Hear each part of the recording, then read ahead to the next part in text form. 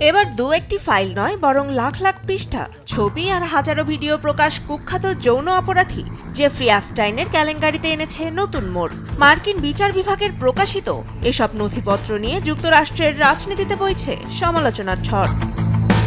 শুক্রবার কুখ্যাত যৌন অপরাধী জেফ্রি অ্যাপস্টাইনের প্রায় ৩০ লাখ পৃষ্ঠার নথি, ১,৮০,০০০ ছবি এবং ২,০০০ ভিডিও প্রকাশ করেছে মার্কিন বিচার বিভাগ। স্বচ্ছতা নিশ্চিত এবং আইনের পূর্ণ বাস্তবায়নের লক্ষ্যে দীর্ঘ পর্যালোচনার পর নথিগুলো প্রকাশ করা হয় বলে জানিয়েছেন মার্কিন deputy attorney general Todd Blanche.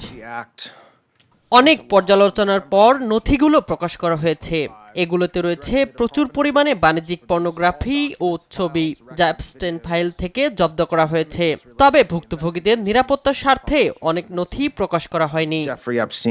প্রকাশিত নথিতে উঠে এসেছে ব্রিটিশ রাজপরিবারের শীর্ষ ব্যক্তিদের সঙ্গে অ্যাপস্টাইনের ঘনিষ্ঠ যোগাযোগের তথ্য।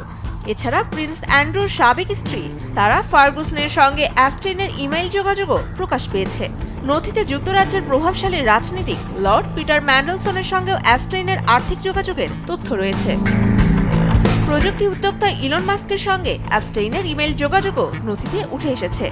যদিও অ্যাপস্টাইনের সঙ্গে সব ধরনের যোগাযোগ অস্বীকার করে আসছিলেন মাস্ক, তবেই নথিতে একাধিকবার অ্যাপস্টাইনের সঙ্গে ভ্রমণ নিয়ে আলোচনা করতে দেখা যায় তাকে। মাইক্রোসফটের সহ-প্রতিষ্ঠাতা বিল গেটস সম্পর্কেও কিছু বিতর্কিত তথ্য পাওয়া যায় এসব নথিতে। এদিকে নতুন নথিতে হাজারেরও বেশিবার আলোচিত হয়েছে যুক্তরাষ্ট্রের প্রেসিডেন্ট ডোনাল্ড ট্রাম্পের নাম।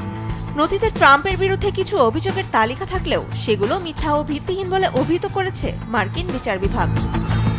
মার্কিন ধনকুবের জেফ্রি অ্যাপস্টাইনের বিরুদ্ধে অপ্রাপ্তবয়স্ক মেয়েদের যৌন নির্যাতন, নারী পাচার ও ক্ষমতার অপব্যবহারের গুরুতর অভিযোগ রয়েছে। পূর্ণিমা ইসলাম, নিউজ ডেস্ক, দেশ টিভি।